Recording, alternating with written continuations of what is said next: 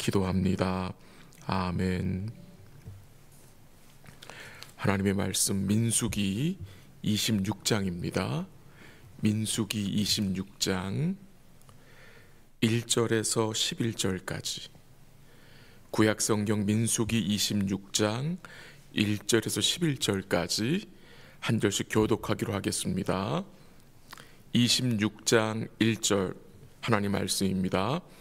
연병 후에 여호와께서 모세와 제사장 아론의 아들 엘르아살에게 말씀하여 이르시되, 이스라엘 자손의 온 회중의 총수를 그들의 조상의 가문을 따라 조사하되 이스라엘 중에 20세 이상으로 능히 전쟁에 나갈 만한 모든 자를 계수하라 하시니, 모세와 제사장 엘르아살이 여리고 맞은편 요단가 모압 평지에서 그들에게 전하여 이르되, 여호와께서 애굽 땅에서 나온 모세와 이스라엘 자손에게 명령하신 대로 너희는 20세 이상 된 자를 계수하라 하니라.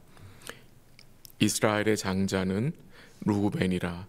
르우벤 자손은 하녹에게서 난 하녹 종족과 발루에게서 난 발루 종족과 헤스론에게서 난 헤스론 종족과 갈미에게서 난 갈미 종족이니 이는 르우벤 종족들이라.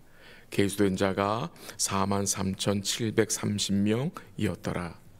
발루의 아들은 엘리압이요 엘리압의 아들은 르무엘과 다단과 아비람이라.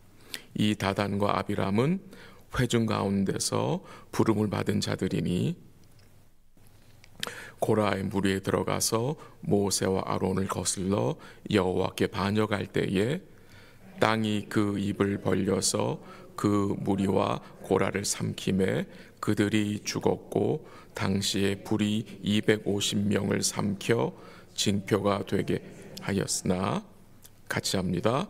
고라의 아들들은 죽지 아니하였더라. 아멘. 오늘과 내일 우리가 두 번에 걸쳐서 민수기 26장에 나오는 인구조사에 대한 말씀을 우리가 살펴보도록 하겠습니다. 민수기 1장의 말씀이 어떻게 시작된지 혹시 기억나세요? 민수기 1장 인구조사로 시작이 됩니다. 인구조사. 첫 번째 인구조사는 출애굽 이후 둘째 해에 했는데 시내 광야에서 실시하였습니다. 첫 번째 인구조사의 대상은 출애굽 1세대들입니다. 출애굽 1세대들로 20세 이상으로 전쟁에 나갈 수 있는 자들을 계수했습니다. 그리고 오늘 민수기 26장에 나오는 이 인구조사는 두 번째 인구조사입니다. 출애굽 이후 광야에서 지낸 지 40년째 되는 해, 요단 동편 모압 평지에서 실시한 것입니다. 오늘 본문 1절 한번 같이 읽어볼까요? 민수기 16장 1절 시작. 연병 후에 여호와께서 모세와 제사장 아론의 아들 엘르아살에게 말씀하여 이르시되, 그 1절 말씀이 어떻게 시작이 됩니까? 연병 후에. 이 인구조사는 연병 후에 시작한 거라는 거예요. 근데 이 연병이 그 배경이 무엇이냐? 바로 그 25장이에요. 앞장 25장에서 하나님의 연병을 보내셔가지고 그때 이스라엘 백성들 24,000명이 죽게 됩니다. 그러니까 엄청난 숫자가 죽게 된 거죠. 그 연병으로 인하여서, 그러니까 그 연병을 보낸 이유는 우리가 이제 살펴볼 기회가 있겠지만, 이 모압 여인들과 이스라엘 백성들이 함께 성적인 문란한 죄를 범하고 바알을 섬겼기 때문에 하나님 연병을 보내셔서 24,000명을 죽게 하셨는데요. 그 연병으로 인해서 출애굽 당시 20세 이상으로 생존했던 사람들이 다 죽게 된 것으로 우리는 이해해도 좋겠습니다. 그 연병으로 출애굽 1세대들이 다 죽게 된 것입니다. 그렇게 말할 수 있는 이유는 민수기 26장 63절부터 65절의 내용 때문인데요. 한번 오늘 본문은 아니지만 한번 읽어보겠습니다. 민수기 26장 63절 제가 읽을게요. 이에 모세와 제사장 엘르아살이 계수한 자라. 이는 그들이 여리고 맞은편 요단과 모압 평지에서 이스라엘 자손을 계수한 중에는 64절 다 같이 시작. 모세와 제사장 아론이 시내 광야에서 계수한 이스라엘 자손은 한 사람도 들지 못하였으니. 거기 어떤 내용이 나옵니까? 모세와 제사장 엘르아살이 두 번째 인구조사를 할 때에 누가 한 사람도 들지 못했다고요? 시내 광야에서 계수한 이스라엘 자손은 한 사람도 들지 못했다. 그러니까 1차 인구조사 때 포함된 사람은 한 사람도 들지 못했다. 왜 들지 못했습니까? 다 죽었기 때문에. 하나님 말씀하신 다 죽었기 때문에. 65절 다 같이 시작. 이는 여호와께서 그들에게 대하여 말씀하시기를 그들이 반드시 광야에서 죽으리라 하셨습니다. 이러므로 여분의 아들 갈렙과 눈의 아들 여호수아 외에는 한 사람도 남지 아니하였더라. 그러니까 출애굽 1세대 중에 여호수아와 갈렙 빼고는 어떻게 해요? 하나님 말씀하신 대로 광야에서 다 죽었다는 말입니다. 1차 인구조사에서 계수된 이스라엘 백성들은 60만 3,350명이었고요. 그 다음 2차 인구조사에서 계수된 출애굽 2세대들은 60만 1,730명입니다. 1,820명이 감소되었지만 이거는 정말 큰 차이가 아닌 것입니다. 왜 하나님께서 출애굽 2세대들 중에 20세 이상으로 전쟁에 나갈 만한 자들을 왜 다시 계수하게 하십니까? 두 가지 목적이 있는데 첫 번째 목적은 이 인구조사는 곧 군대를 다시 조직하는 것입니다. 하나님의 마음이 어디에 있습니까? 전쟁에 있습니다.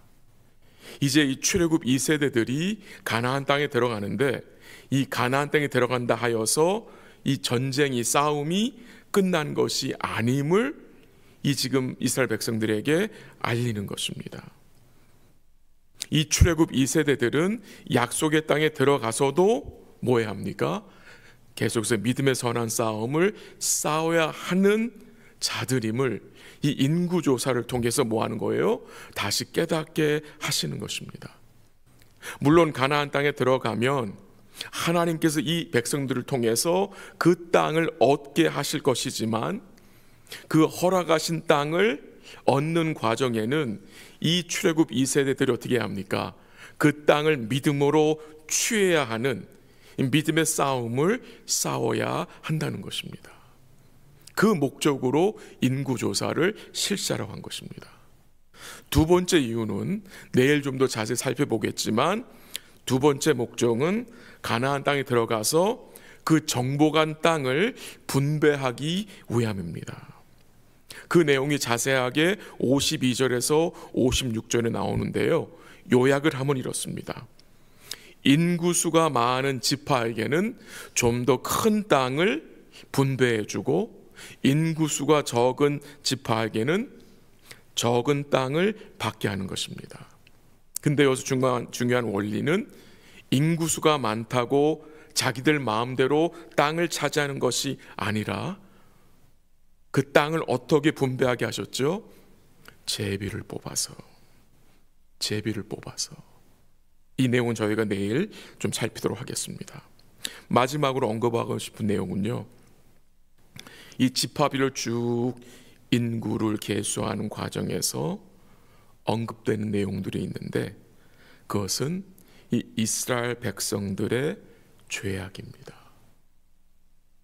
죄악들을 언급하시는데 그 중에 한 가지만 오늘 본문에 나오는 이 출애굽 1세대들의 죄악을 한번 잠시 살펴보겠습니다. 오늘 본문 9절 한번 같이 가볼까요? 9절 다 같이 읽겠습니다. 시작. 느무엘과 다단과 아비람이라. 이 다단과 아비람은 회중 가운데서 부름을 받은 자들이니 고라의 무리에 들어가서 모세와 아론을 거슬러 여호와께 반역할 때에 10절 땅이 그 입을 벌려서 그 무리와 고라를 삼킴에 그들이 죽었고 당시에 불이 250명을 삼켜 징표가 되게 하였으나 11절 고라의 아들들은 죽지 아니하였더라. 그 민수기에서 굉장히 유명한 말씀 중에 하나입니다.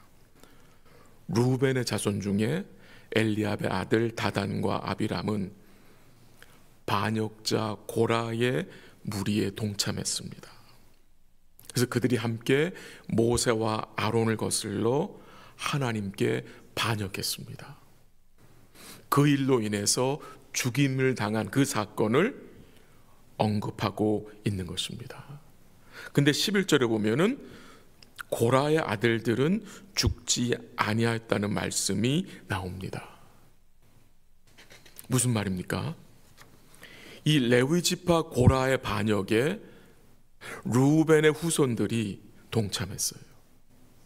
루벤의 후손들인 다단과 아비람이 동참해서 함께 있는데 놀라운 사실은 고라의 아들들은 아버지의 반역에 참여하지 않았다는 말입니다. 그래서 죽지 않았다는 말입니다. 이 반역자 고라의 후손들 중에는 경건한 예배자들이 나왔어요. 그래서 고라의 후손 중에 시편을 기록한 사람이 있어요. 여러 시편을 고라의 후손들이 기록하게 하셨어요. 이게 참 놀라운 것 같아요. 그 반역자 고라의 자녀들 중에 경건한 예배자가 나왔다는 거예요. 이 고라의 후손들이 아버지 세대보다 믿음이 더 굳건했다는 말입니다. 아버지 고라는 하나님을 대적하다 죽었는데 그의 아들들, 그의 후손들에서는 경건한 예배자가 나왔다는 사실. 이 반역자 고라의 후손 중에 선지자 겸 사사인 사무엘이 나왔음을 역대하 6장에서 증거하고 있습니다. 무엇이 증거되는 것입니까? 이것은 하나님의 전적인 은혜입니다. 우리들보다 우리의 후손들이 더 주님을 잘 믿고 섬기고 살아가면 얼마나 좋겠습니까?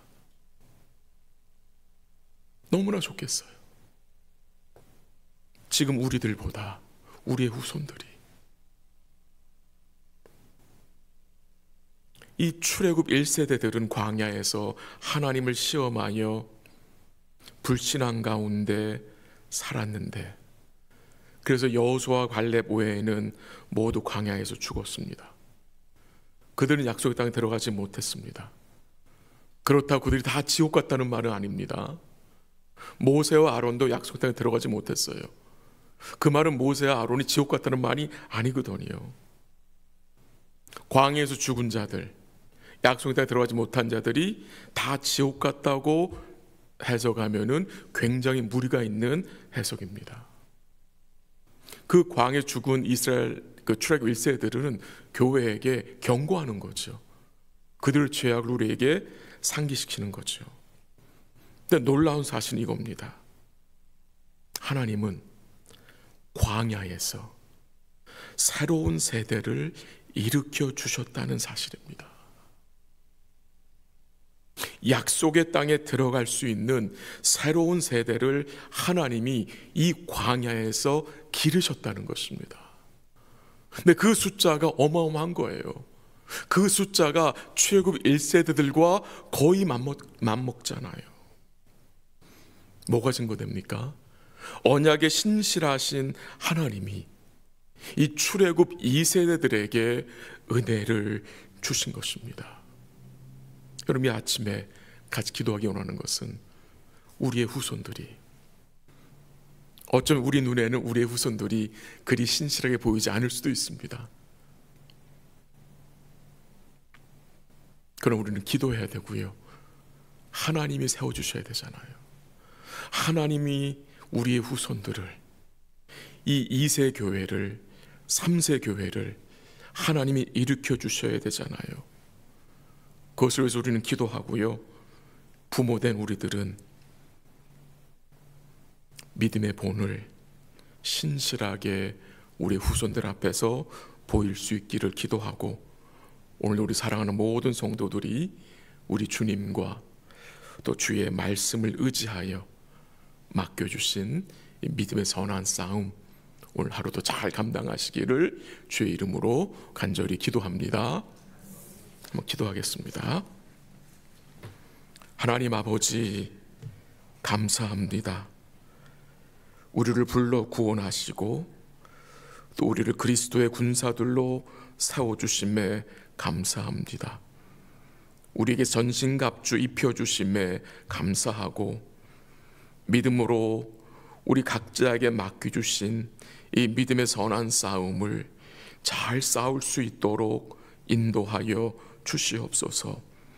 주님이 우리에게 허락하신 그 십자가 믿음으로 달개지게 하옵시고, 오늘도 죄를 미워하게 하시며 죄를 멀리하게 하옵시고, 우리의 삶을 통해서 복음을 드러내는 이 거룩한 믿음의 선한 싸움을 잘 싸울 수 있도록 주의 성령께서 우리의 마음을 붙드시고 인도하여 주시옵소서.